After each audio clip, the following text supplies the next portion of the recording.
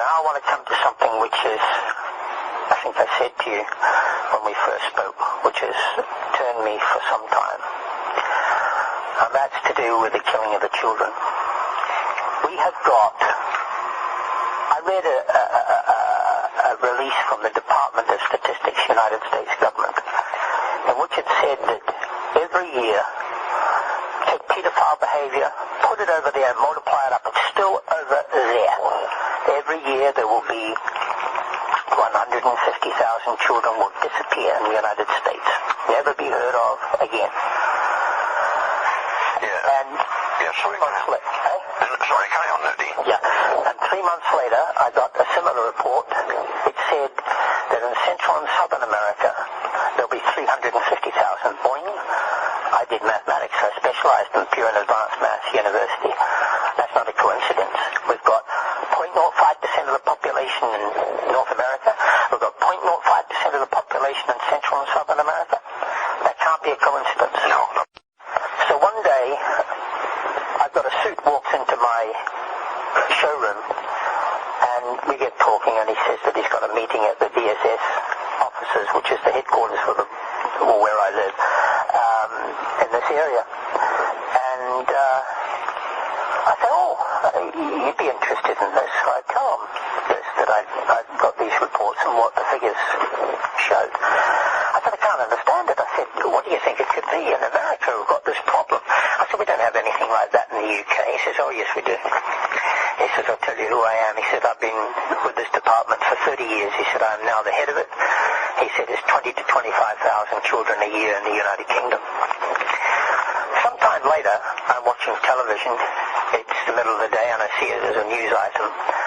And a lady comes on who's a part of a group in London. I think their name was the Mothers of the Disappeared. I may have that wrong, but anyway, she says that each year in the UK, 120,000 children between the age of 10 and 23, interesting age group, will leave home, and of which 20% will only, the other way around, 80% will ever be heard of, found again. In other words, 20% of missing. Well, 20% of 120,000 makes 25,000 and confirms the figure this man had told me. So what's happening to these kids? I'm talking to a chief of police, and he says, you're right about these kids, Dean. He said, 1 year we recorded in our county 40-something had gone missing. He said, the government came back at us and said, no, you got it wrong. It's 60-something this year in your county. I have it from a police officer involved, direct, Dorset Police. Every week they find 7 to 8 children in the New Forest. They have been slit around their necks, down their shoulders. The skin has been peeled off their backs, and their flesh has been eaten into whilst they are alive. Now, I think this has to do with what my grandfather warned me I would learn about later on, and it brings me to the Jessica and Holly event.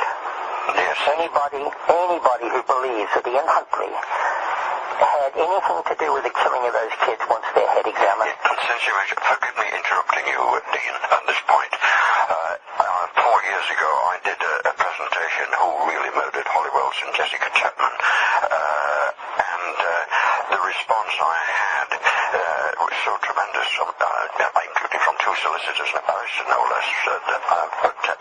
Continue with your narrative. So, what we have is Ian Huntley was there because found in the cuffs of his trousers were seeds from plants that were in this forest, whatever it is. Well, could have gotten from anywhere. Yes. They could have been planted. This man is so dumb that he takes these bodies to this place, he strips them of their clothes and pours petrol on them to burn them. Well, anybody who's got half a brain knows that you would leave the clothes on to soak up the petrol to make sure the fire was burning more and more. It would dig in. He takes the clothes back to the school. He gets out a bin from underneath the stage. He puts the clothes in the bin. He sprinkles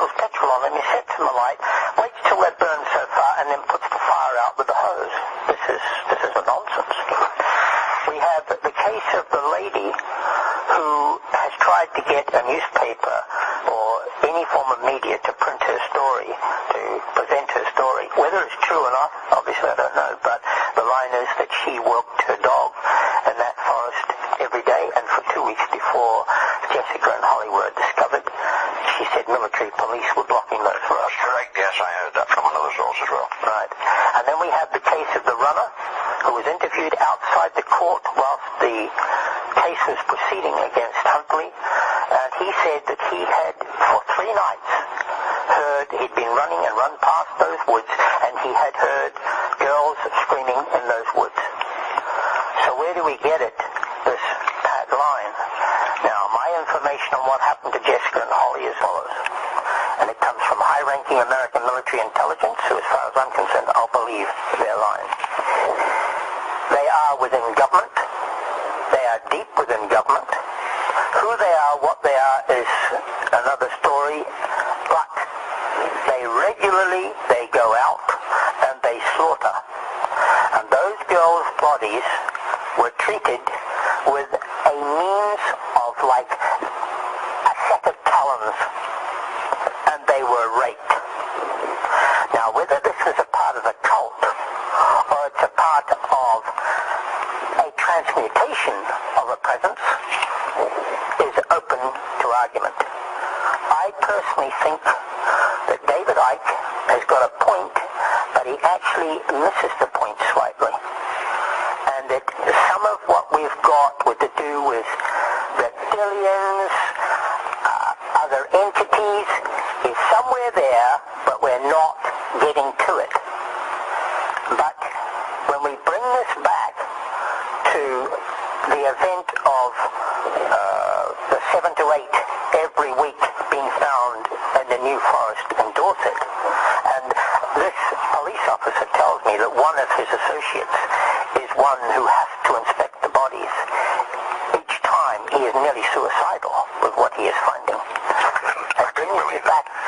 It brings me back to a piece which occurs many, many times in the Bible, and they ate the flesh of the children in those days.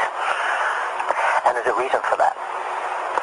Now, it is that in the biblical record, and much of what Zechariah Sitchin has written of, he tells the story of how those who from heaven to earth came, the Nephilim, or the Anakim, which is a reference in some parts in the Bible, they ate the menstrual fluid of their women because from that they could derive an ability to read the mind of the person confronting them.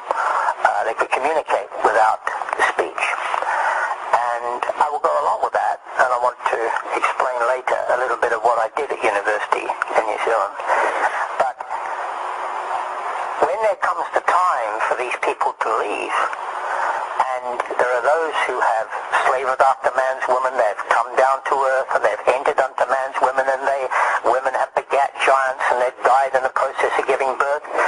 These people were left with a problem, and that was, where did they get the ingredient to give them the abilities their women had gone?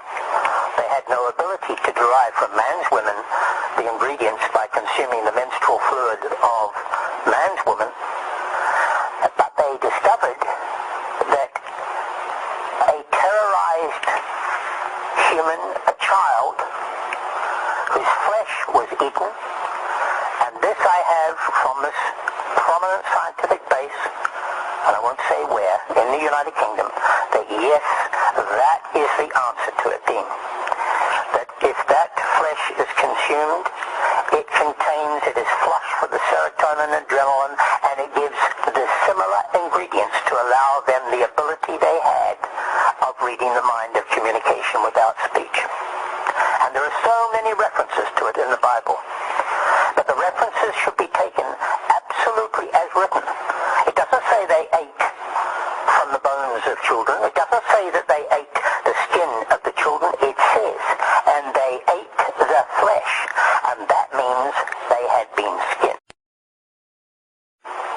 It's like the reference in the Bible which is that supposedly Cain slew his brother Abel. That's not true. It doesn't say that. It says Cain ate Abel.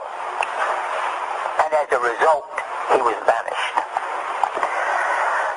can't think of anything worse than a child being terrorized to the extent that they would be and then consumed, as I have had confirmed by police forces who actually do the investigating. This may have something to do with what my grandfather had told me when I was a child, of that which I would learn later on in life. And certainly I can't think of anything worse than the experience a child would feel, would think of from being subjected to this.